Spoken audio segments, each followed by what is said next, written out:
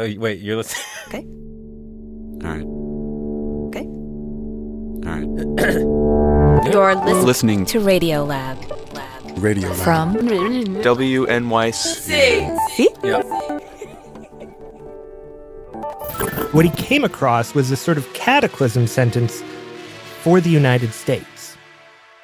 And it emerged in a moment when the nation was gripped fiercely by this sense that the end was near. Even more fiercely than the moment we're living through right now. 1950s Cold War America. One of the things that's hard for us to remember now, because we're looking at history as sort of where the Cold War ended, which is, tens of thousands of nuclear warheads that could bring global annihilation in 17 minutes, was that for much of the 1950s, there was a real belief that, the U.S. might actually be hit by 50 or 60 atomic bombs. Which would essentially be like 50 or 60 Hiroshimas happening around the country. Yes. And, if you are looking at a Hiroshima-size bomb that explodes in Times Square, for instance, if you are in New Jersey or Brooklyn, you have not had a great day, but you have likely survived. Okay. If you were in the basement or you were in the center of a building, you might be injured for sure, but you're not going to be vaporized in a moment. You wouldn't necessarily be vaporized in a moment. And given the relatively low number of these bombs, dozens of bombs, not tens of thousands. Even in the worst case scenario, a sort of all-out strike from the Soviet Union, most of the country would be untouched by the explosions from that. There would be fallout and radiation that would spread beyond. But nuclear war was thought to be a relatively survivable phenomenon. And so there was this whole elaborate process across the U.S. government of really imagining what post-nuclear war America looked like. So just to play this out step by step, imagine. It's a hot June day in Austin, Texas. It's 1960, you're living in Austin, listening to the radio when, out of nowhere... This is your Austin Civil Defense Director with an urgent message. Enemy missiles have been reported. The Austin area may be hit. There will not be time to evacuate. Repeat, there will not be time to evacuate. And so you run down into the nearest fallout shelter as Austin and a number of other major U.S. cities are decimated. And you hunker down until, finally, several weeks later... This is your Austin Civil Defense Director. Our monitors report that those in shelters may come out without harm. And as you crawl out of your shelter and look around, you just see destruction. You don't recognize Austin. You don't recognize America. Your house destroyed, your friends and neighbors missing. You have no food, no car. You have no idea what to do, where to go. You're terrified. But fortunately for you... every aspect of the U.S. government had effectively this secret shadow post-apocalypse version of itself. This is one of the first things that Garrett discovered when he started digging into this, that the government had a very detailed plan for what to do. So as a couple of examples, the National Park Service would run refugee camps because the belief was national parkland would not be targeted by nuclear war. And so, parks like Yosemite would become these camps. Like, did they have a specific portion of Yellowstone that they're like, oh, we've got some nice flat land here. This will be the place we'll put up the tents? Yes. I mean, the planning was done to the level of which roads people would enter, where they would park. Another agency, the U.S. Post Office, would actually be the agency that was in charge of registering the dead and figuring out who was still alive. because the post office best understood where people lived. So let's say you made it to one of these national parks turned refugee camps after the attack. When you arrived, you would be given one of these pre-printed postcards, and they were just normal postcard size. Beige color, almost like a manila folder, and they were known as POD Form 810s. And those exist. I have one. I bought one on eBay for $3. And looking at one of these, on the backside it reads, quote, I am/we are safe and can be reached at this address. And then it has some blank lines where you are meant to fill in the, quote, members of family included in this notification. And you would fill out who survived in your party.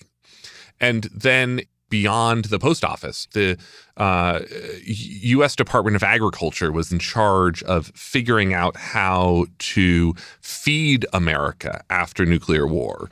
And so they spent an inordinate amount of time figuring out sort of what the most survivable food could be.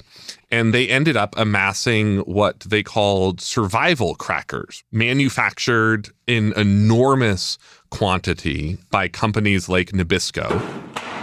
Survival crackers. Is that what they say? Yeah. November 63. Yeah, that was a good year for biscuits. In fact, on YouTube, you can find this genre of video where people go into old abandoned buildings or mine shafts. Oh, They're tins. They're tins, yeah, like that tin out there. survival biscuit. Survival biscuits. Places that used to have fallout shelters, and they unearthed boxes and boxes and boxes of these things. How many boxes are there? 200 maybe? And they were sort of a particularly unpleasant graham cracker. Like very fibrous. It had a lot of nutrition. Yep. Oh, it smells like chemicals. And of course, you can also find videos of people eating them. They're not bad. There's no flavor. It's well aged. And I've actually eaten one. In my U.S. history class, freshman year of high school, apparently the teacher had dug out the bin of biscuits from the school's fallout shelter before they could be thrown out. And any student who wanted to could come and eat one. You had a fallout shelter in your high school? Yeah, I bet you did too. Did I? Yeah, I bet you did. I mean, throughout the 60s, the Office of Civil Defense went around retrofitting and stocking basically any building that they could get their hands on. And part of turning these buildings into fallout shelters was shipping out these crackers. In total, The government hid something like 160 million tons of these crackers. which, to put in perspective, is about 200 Golden Gate Bridges worth of these things. Anyhow, moving on. You know, the IRS ran calculations of how they would levy taxes. And the Federal Reserve built a mountain bunker, with $2 billion cash hidden inside of it. $2 billion. Yes. Think of it as, the nation's bank of last resort. Okay. Now, what made that $2 billion sort of particularly amusing was the U.S. found that most Americans had no interest whatsoever in $2 bills. But rather than pulp the unused, unwanted bills, figuring that after nuclear war, people would be much less choosy, what the Federal Reserve did was they actually shrink-wrapped the $2 bills and hid them inside the bunker. Oh, my God. So if you or I went to take out a loan in this post-apocalyptic world, we'd be walking out with a stack of $2 bills. That's amazing. Like what percentage of people working for the federal government would actually be saved to run all these things? So the short answer is very few in the grand scheme of things. I would presume.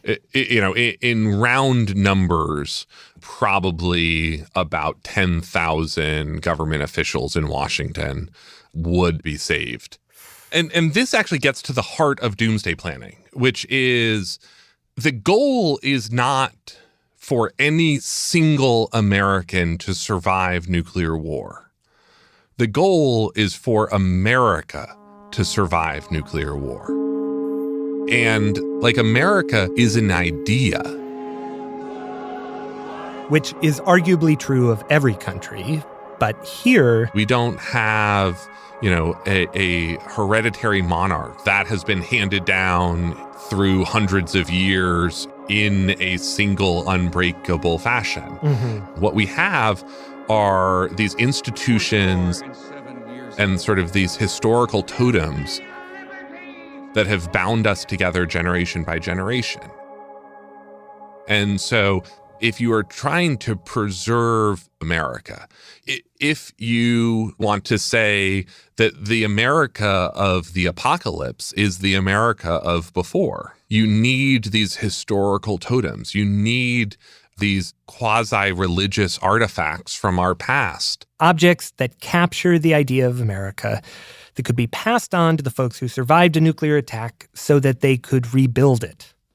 But the thing is, they only had essentially one helicopter set aside to save stuff. The rest were reserved for saving people. And so there was a large task force that came up with this list of artifacts that needed to be saved. Now, unfortunately, we don't really know how they came to their decisions. That information is apparently either lost to history or is still classified.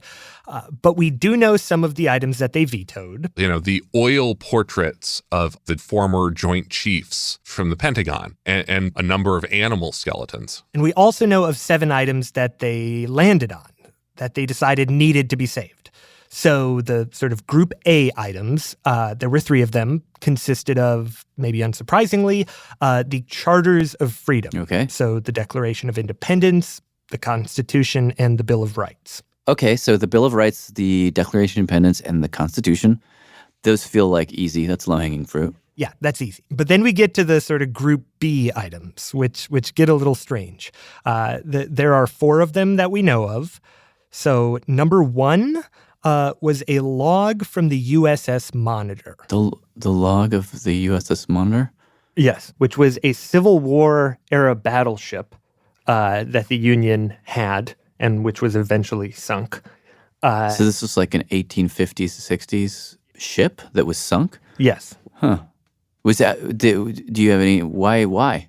So this is my speculation, but I think it's that when the USS Monitor was built, it was one of these early, what are they called, like clad iron battleships. It was a demonstration of American ingenuity in wartime. It was us showing that we can innovate in the name of protecting our country and destroying our enemies. Well, is there anything in the that it was a Civil War era ship, that this was a moment that America was being torn apart? And could be, yep, that we fought battles before and managed to piece ourselves back together. It's also a symbol of sacrifice, that we sacrificed for the preservation of the Union.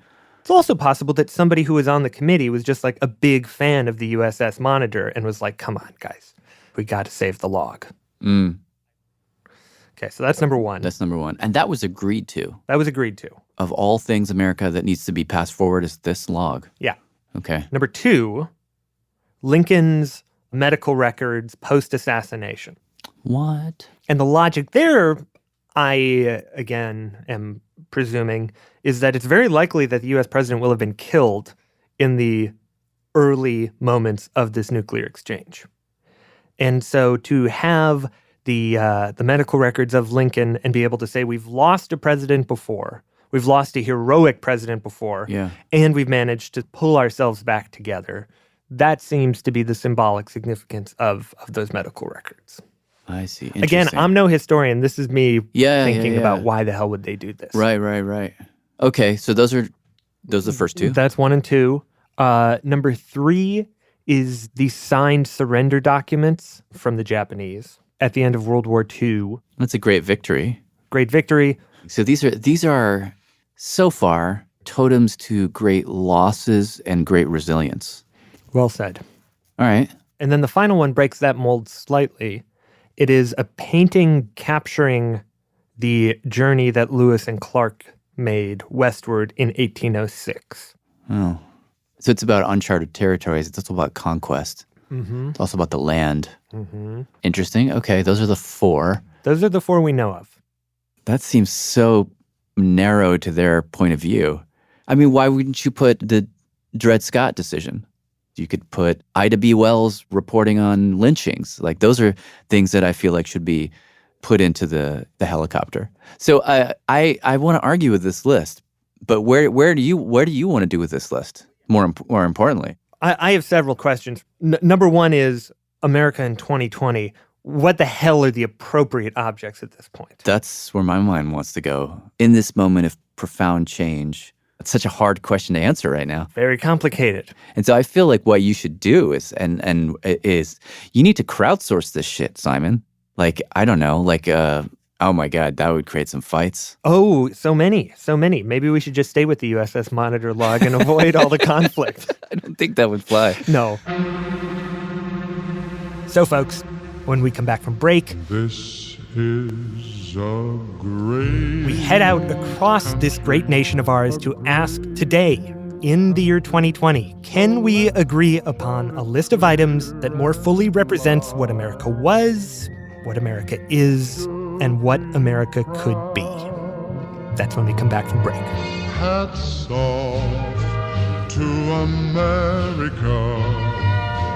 the home of the free and the brave.